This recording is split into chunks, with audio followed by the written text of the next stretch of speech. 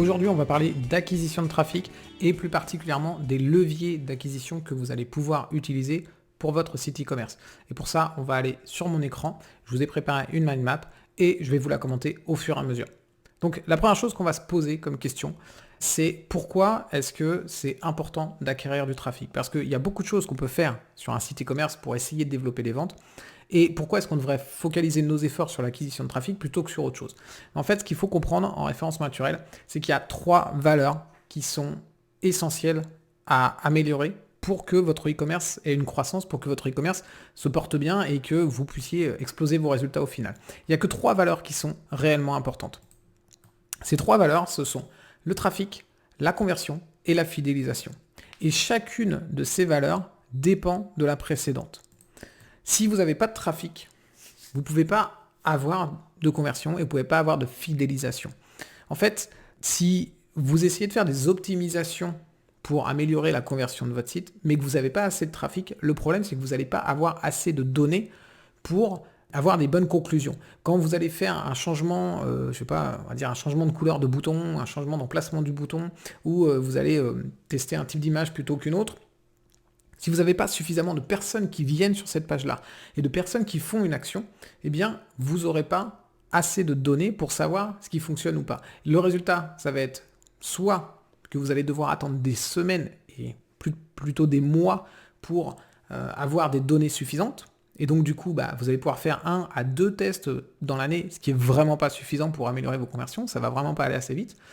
Ou alors, vous allez essayer d'aller plus vite et du coup, vous allez vous baser sur des données qui ne sont pas suffisantes et vous allez avoir des conclusions qui sont erronées. Et vous allez sans doute faire un mauvais choix parce que sur le long terme, le choix que vous avez fait va réduire vos conversions plutôt que les augmenter. Donc en fait, avant de pouvoir améliorer la conversion de votre site, c'est vraiment important que vous ayez un trafic suffisant qui vous permet de récolter suffisamment de données pour que les tests que vous faites soient des tests qui sont réellement efficaces et avec vraiment suffisamment de données et qui vous permettent de faire une conclusion efficace. Ensuite, si vous essayez de faire de la fidélisation alors que vous n'avez pas assez de conversion, vous allez avoir le même problème, c'est qu'en fait, vous n'avez pas assez de feedback. Vous allez vous baser sur 2-3 feedbacks que vous avez reçus qui, a priori, vous avez l'impression que c'est ce que pensent vos clients, mais en fait, vous n'avez pas encore une fois assez de données pour prendre une décision concrète, une décision intelligente.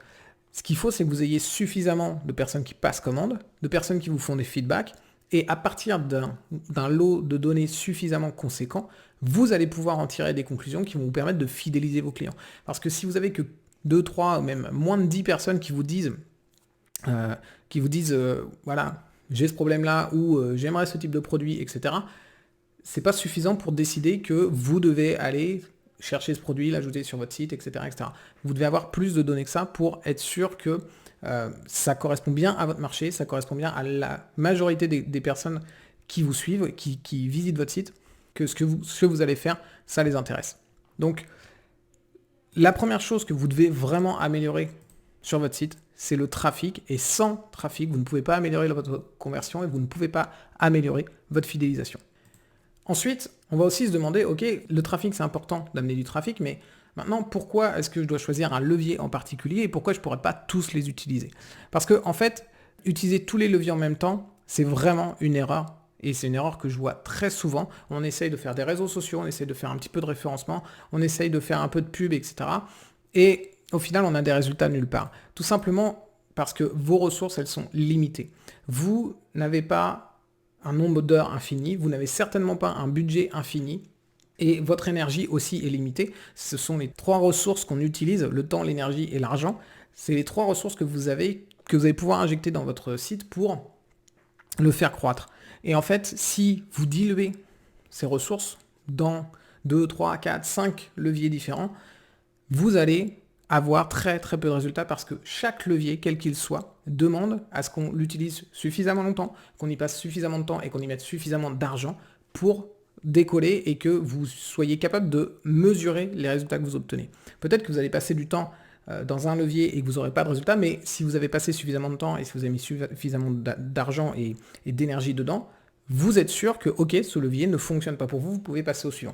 Si vous faites tous les leviers en même temps, eh bien, vous allez vraiment diluer votre énergie et vos efforts et vous n'aurez pas les résultats pour savoir si le levier fonctionne ou pas pour vous.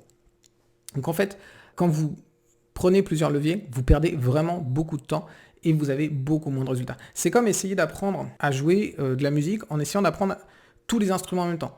Le jour où vous serez capable d'aller faire un concert avec un groupe de musique devant des personnes, il va être beaucoup plus loin si vous essayez de faire du piano, de la batterie, de la flûte, du chant, de la guitare en même temps.